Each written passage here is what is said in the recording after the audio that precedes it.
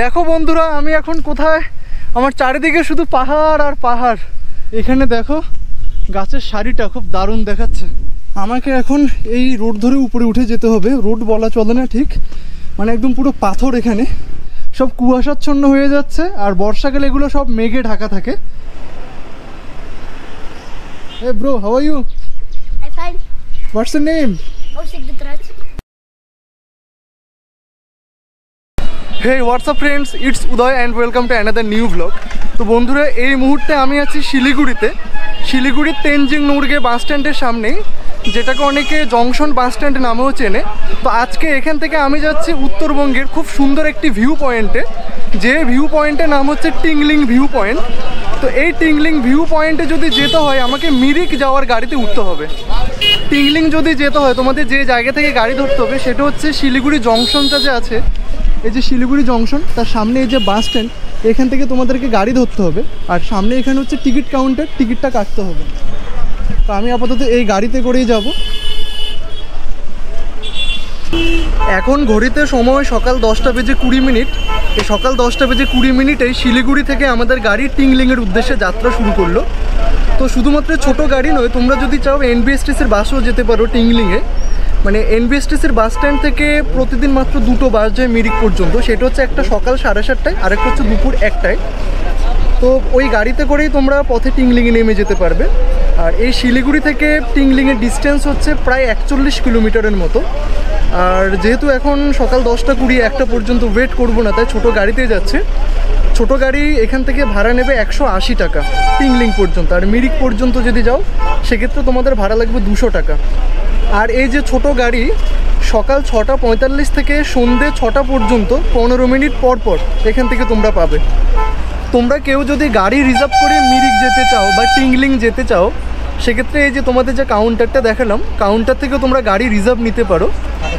Tata Sumo যে গাড়িগুলো হয়, তোমাদের 2000 টাকা ভাড়া লাগবে।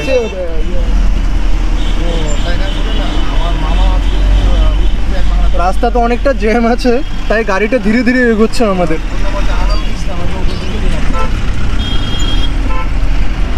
আর এই যে আজকে ড্রাইভার দাদা আমাদের নিয়ে যাচ্ছে ড্রাইভ করে।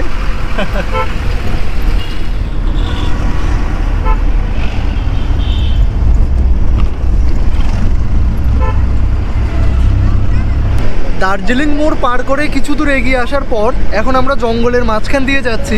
এই জঙ্গলটার নাম হচ্ছে শুকনার ফরেস্ট। একদম অনেকটা ঘন জঙ্গল। ড্রাইভার দাদার থেকে জানতে পারলাম এই জঙ্গলে মাঝে মধ্যে নাকি হাতি বেরিয়ে পড়ে রাস্তায়, তখন মানে একদম দুপাশে গাড়ির লম্বা লাইন লেগে যায়। ওই যেটা বেশ কিছুদিন আগে তোমাদেরকে গরুমারা জঙ্গলে দেখিয়েছি যে হাতি রাস্তা পার হচ্ছিল, সে সময়ের মতো আর কি।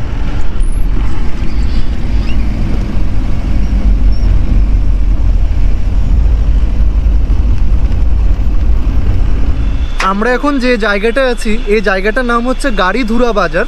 এই গাড়িধুরা বাজার থেকে টিংলিং ভিউ পয়েন্টের দূরত্ব হচ্ছে আর মাত্র 21 কিলোমিটার। এই গাড়িধুরা বাজার থেকে ডান দিকে যে রাস্তাটা চলে গিয়েছে সেটা চলে গিয়েছে কার্শিয়াংয়ের দিকে।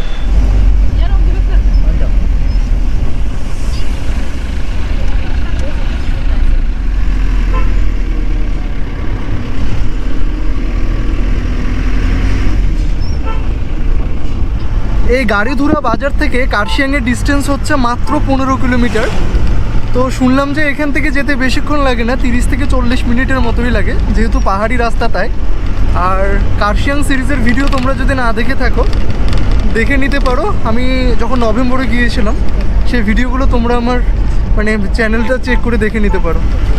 আমি এখন একটা টি গার্ডেনের পাশ দিয়ে যাচ্ছি, মানে বাম পাশে হচ্ছে টি গার্ডেন, ডান পাশে হচ্ছে ফরেস্ট।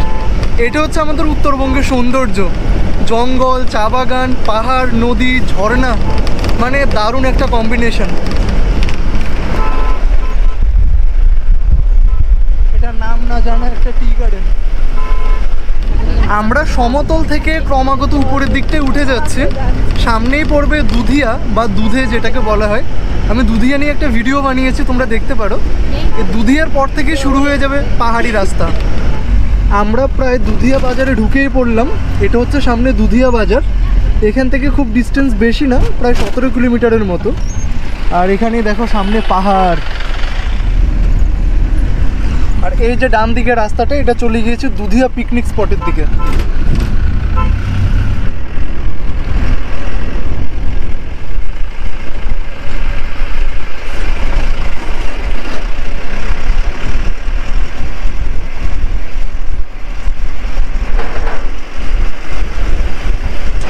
এতক্ষণ আমরা সমতলে ছিলাম, এবার আমরা উঠে যাচ্ছি পাহাড়ের দিকটায়।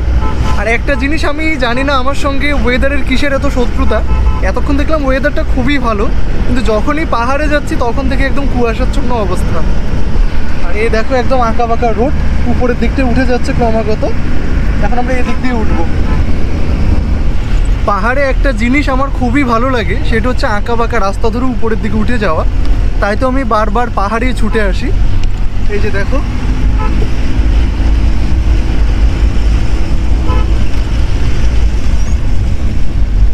আমরা একটা রাস্তা ক্রস করে আসলাম, সেটা ডান দিকে ঢুকে গিয়েছে। সেই রাস্তা ধরে বুংকুলুং যাওয়া যায়।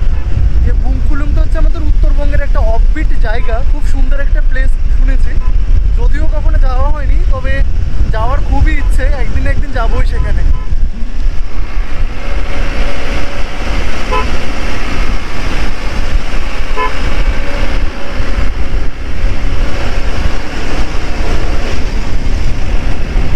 আমরা এখন একটা পাহাড়ি গ্রামের মাঝখান দিয়ে যাচ্ছি।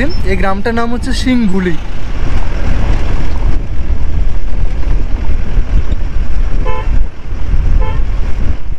টিংলিং যেতে যেতে ফুগুড়ি বলে একটা জায়গায় আমাদের গাড়িটা থামলো।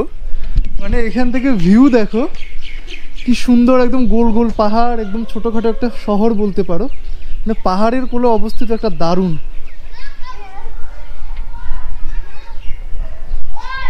আর এদিকে এখন কুয়াশায় ঢেকে যাচ্ছে। Hey bro, how are you? I find what's your name? Kaushik Dutraj. কৌশিক গুদরে। আর do you friend? Roda Padan. Yeah. Season se dori.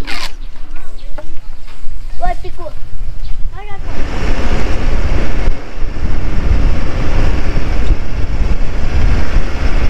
এখান থেকে পাহাড়গুলো দেখো একদম গোল গোল দেখাচ্ছে, কি সুন্দর।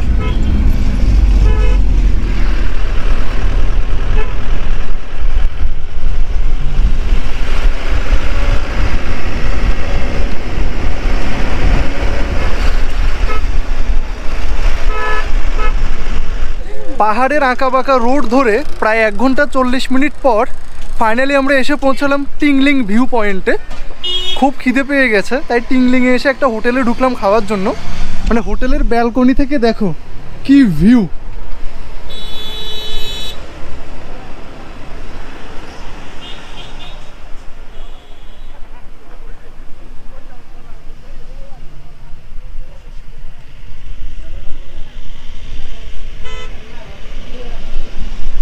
এখানটায় দেখো মানে সব কুয়াশাচ্ছন্ন হয়ে যাচ্ছে, আর বর্ষাকালে এগুলো সব মেঘে ঢাকা থাকে।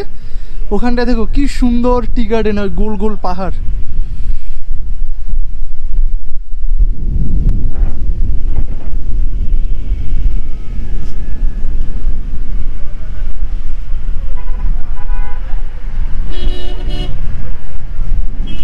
আর এই যে দেখো এই আঁকা বাঁকা রোড ধরে আমরা উপরের দিকে উঠে এসেছি। এই গাড়িটা নিচের দিকে নেমে যাচ্ছে।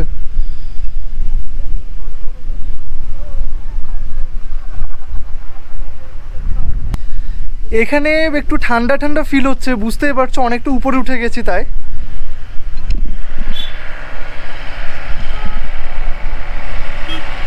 দেখো গাড়িগুলো।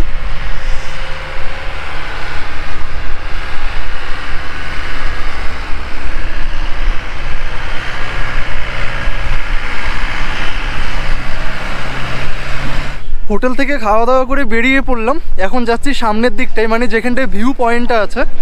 তবে এখানে খাবারের দামটা আমার থেকে একটু বেশি বলেই মনে হলো। যাই হোক,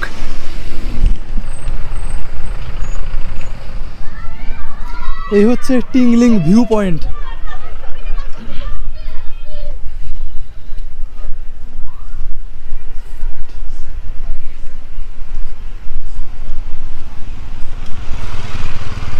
তো ফাইনালি এই হচ্ছে আই লাভ মিরিক।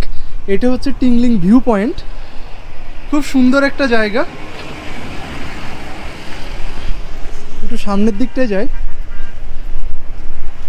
ওহ, এখান থেকে দেখো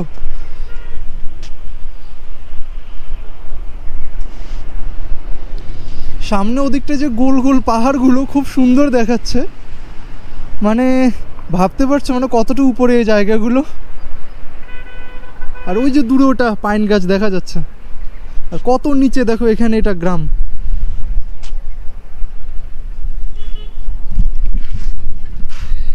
আর এখানে একটু ঠান্ডা ঠান্ডা ফিল হচ্ছে, কারণটা হচ্ছে অনেকটা উপরে উঠে গিয়েছি তাই। আর এখানে মানে বলা চলে সবসময় একটা মেঘ রোদ্দুরে লুকোচুরি খেলা চলে, শুনেছি বর্ষাকালে এগুলো মানে মেঘে ঢাকা থাকে। আজকে ওয়েদারটা জানি না কেন এরকম হলো, মানে সকালে যখন বাড়ি থেকে বেরিয়েছিলাম তখন দেখেছিলাম একদম ঝাঁ চকচকে ওয়েদার, কিন্তু এখানে এসে দেখি একদম মানে কুয়াশাচ্ছন্ন হয়ে যাচ্ছে। এত সুন্দর জায়গা এতদিন পর্যন্ত মানে বিভিন্ন ভিডিওতে দেখেছি, কিন্তু আজকে আমি এলাম সরাসরি সেই টিংলিং ভিউ পয়েন্টে। টিংলিং এখান থেকে মিরিকের ডিস্টেন্স খুব একটা বেশি না, আর তোমরা এই মিরিক হয়ে তোমরা চলে যেতে পারবে একদম দার্জিলিংয়ে। এই যে সামনে গোল পাহাড়টা দেখছো, এখন আমি এখানে যাব। আমাকে এখন এই রোড ধরে উপরে উঠে যেতে হবে, রোড বলা চলে না ঠিক, মানে একদম পুরো পাথর। এখানে বর্ষাকালে সবসময় এটা পিচ্ছিল হয়ে থাকে, মানে পা পিছলে যদি পড়ি যে কোনো সময় হাড়গোড় গুঁড়ো হয়ে যেতে পারে। ও বাপরে, পুরো একদম টায়ার্ড হয়ে গেছে। পাহাড়ে এলে একটা জিনিস আমার খুবই ভালো লাগে, সেটা হচ্ছে যে মানে আঁকা বাঁকা পথ ধরে, সেটা হোক কোনো চা বাগানের মাঝখান দিয়ে বা কোনো পাইনের জঙ্গলের মাঝখান দিয়ে চলে যাওয়া যায়। আর আরেকটা যেটা খারাপ দিক সেটা হচ্ছে যে মানে কিছুক্ষণ হাঁটলেই তুমি ক্লান্ত হয়ে পড়বে। আমরা এই যে টি গার্ডেন তার মাঝখান দিয়ে চলে যাচ্ছে, উপরে ওদিকটা যাব। তো এই যে সেই চা বাগানের মাঝখান দিয়ে যাচ্ছে। দেখো বন্ধুরা আমি এখন কোথায়, আমার চারিদিকে শুধু পাহাড় আর পাহাড়। ও এই যে দূরে ওটা পাহাড়ের চূড়ায় একটা মন্দির দেখা যাচ্ছে, জানি না কি মন্দির, কিন্তু আমাকে ওখানে যদি যেতে হয় কমপক্ষে আধ ঘন্টা লাগবে। কারণটা হচ্ছে এই যে আঁকা বাঁকা রাস্তা, একদম সাপের মতো এঁকে বেঁকে গেছে। আর ওখানটায় দেখো একদম পাহাড়ের যে ধাপ ধাপ কেটে বা ঢাল ঢাল কেটে সুন্দর চা বাগানগুলো, আর এটা হচ্ছে এখানে পাইনের জঙ্গল। কি ভিউ, কি ভিউ!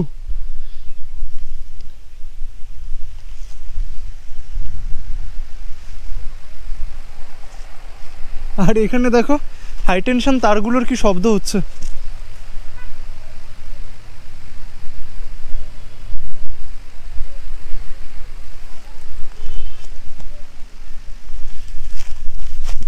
আর এই পাহাড়টা দেখতে খুব সুন্দর, কারণটা হচ্ছে খুব গোল গোল মতো দেখতে এটা।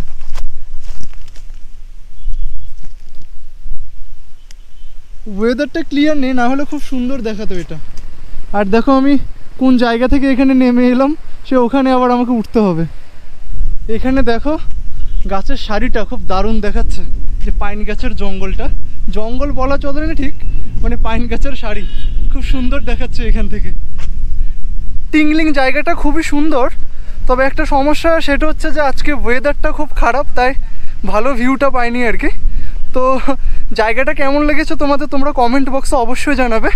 আর তোমরা যদি চাও এখানে শিলিগুড়ি থেকে 1.5 থেকে 2 ঘন্টার মধ্যে চলে আসতে পারবে। যারা চাও বাইক নিয়ে আসবে বা 4 হুইলার নিয়ে আসবে, সবাই নিয়ে আসতে পারো, নো টেনশন। তো ভিডিওটি আপাতত আজকে এখানেই শেষ করছে।